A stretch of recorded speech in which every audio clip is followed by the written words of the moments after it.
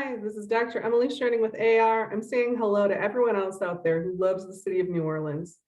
I wanted to do something a little different. I wanted to do my first city level forecast for New Orleans. I've been deep in the Southeast data lately, and I can't forget the city. I can't stop thinking about the city. You know, I dreamed about living there as a young girl, and I made it there as a young woman, and then I was a Katrina refugee. At that, you can imagine it had an impact on my thinking, that experience, and on my professional interest. And you know, the city of New Orleans, it's a city of amazing stories, and the projected futures for New Orleans are a really unique and amazing and dark and troubling and potentially hopeful, transformative story. And I wanted to do a different kind of forecast and tell you about that. We'll look at the data together. And you know, we got to think about it, the data, in the context of the city of New Orleans. It's been a cultural powerhouse for centuries, but that's not because it's like super nice, where New Orleans is, right? The climate is not enjoyable. The city has been known from the beginning as a place where there's like pestilence, tons of tropical disease, suffocating heat, humidity, and there's always been this likelihood that the city is going to be consumed by either the river or the sea. It's this place of dynamic tension. So as we look at the data, as we look at what's coming for the city, we got to take this history in mind and the fact that the people who live there are that resilient. They have this history of remarkable resilience. People of New Orleans have often known just uncommon levels of pain.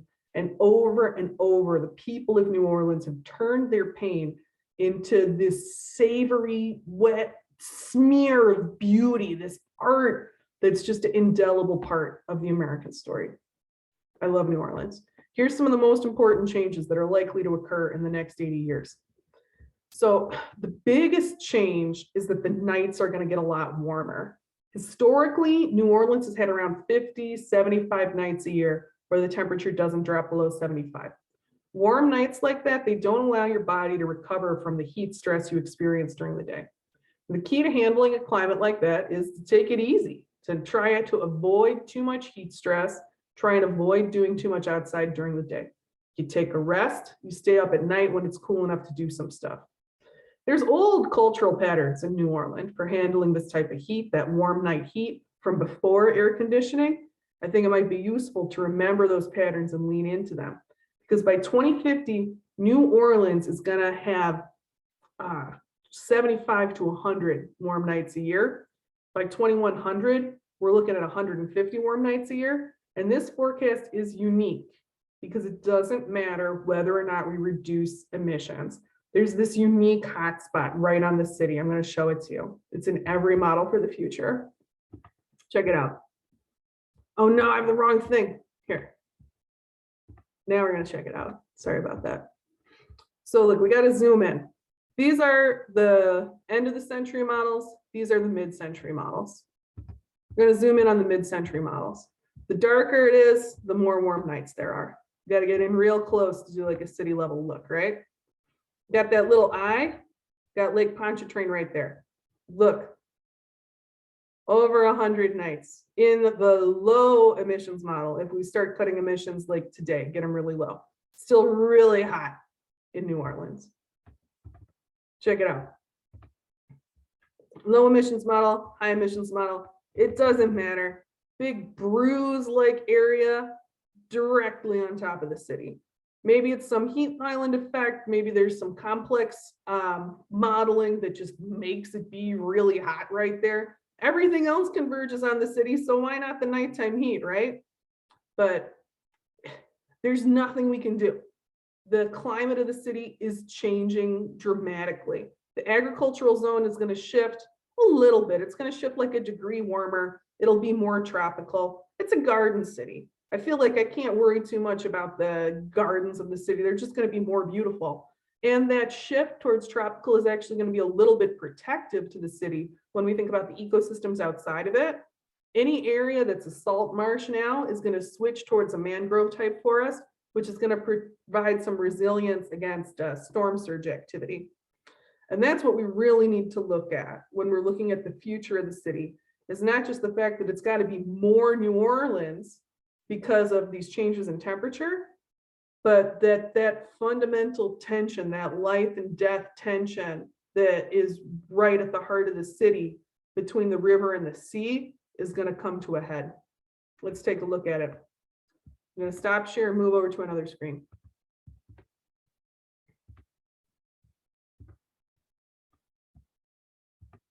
So here's my NOAA tool. You've seen this in other forecasts that lets us look at sea level rise. In the Gulf Coast, we're looking at 2 to 3 feet by 2050, 4 feet by 2100, and these are like reasonable conservative estimates. Let's say 2 and 4 by mid and end of century. We got the river here. You can see right now the river's above sea level, so the river's flowing into the sea. But this is a very low-lying area. With 1 foot of sea level rise, we're going to lose a lot of this very low-lying areas. And with 2, we start to see the river and the sea interacting differently. We're starting to look at the sea level moving above the level of the river. When we hit 3 feet, you start to get danger of the sea coming in through the river channel into the city, where how are you going to stop the power of the whole ocean? How are you going to stop the power of the whole sea to come into the basin in the city there? By the time you hit 4 feet, the length of the river that you'd have to protect from the sea and the degree to which you'd be really interfering with river traffic is huge, is substantial. It's a future ahead where we have to think dramatically about different types of stories. We have to think about if the river could move and what it would mean if the river was allowed to move, what it would mean for the city of New Orleans to be without the river if the river did move. You may or may not know the Mississippi River wants to move.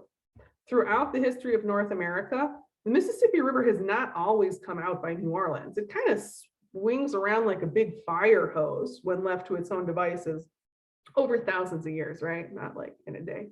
And the Mississippi River would like to come down right through here. Right now, the Army Corps of Engineers only lets it let out like 30% of its water down here so that we can continue to use the port of New Orleans.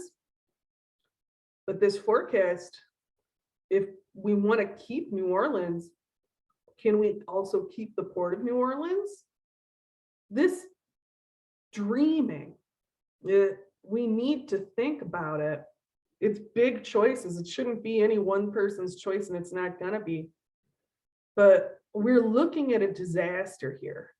No matter what happens with the river, if we leave it alone or if we move it and we really inundate this area, which is one of the coolest cultural zones in the entire US, it's a problem. It's a problem where we need to work together, to dream together. And we've got time to dream, to find a solution before the sea rises up high enough that we need to call it, that there has to be a choice between the river and the sea and the city. We've got time to dream. We've got time to move communities. We've got time to make planned changes. And all of this, to me, really impacts the soul of our country in a significant way. And the kind of choices that we make around the future of New Orleans will impact the soul of our country in a significant way.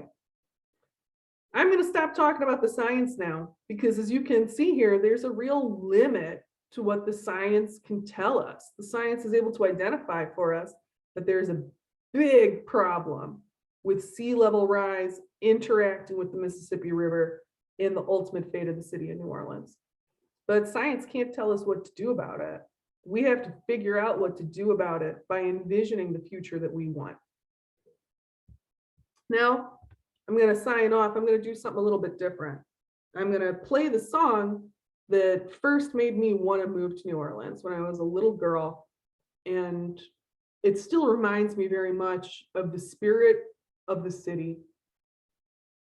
And I remember I moved there because it felt like it was okay to be sad there.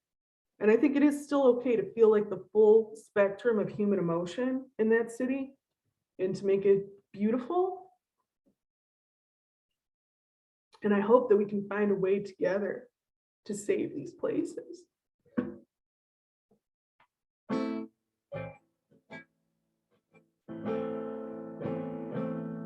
There is a house in New Orleans they call the rising sun, and it's been the ruin of many a poor bark and God, I know I'm one. My mother was a tailor.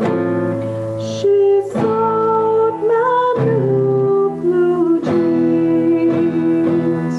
My father was a gentleman down in New Orleans.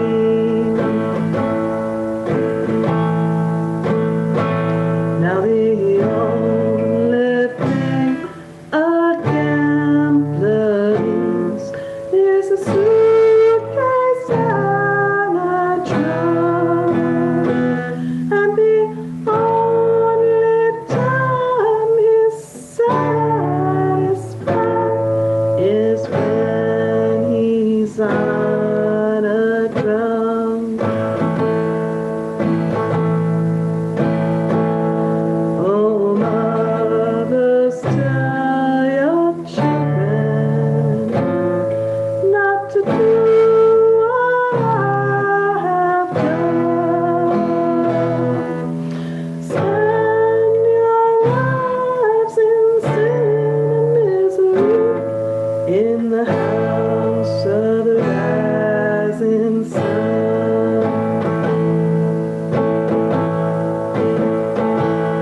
Well, I got one foot on the platform, the other foot on that train.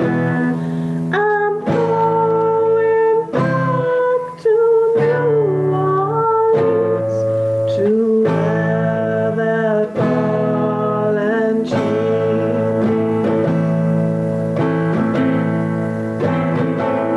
Well, there is a house in New Orleans they call the rising sun, and it's been the ruin of many a poor boy, and God, I know I'm one.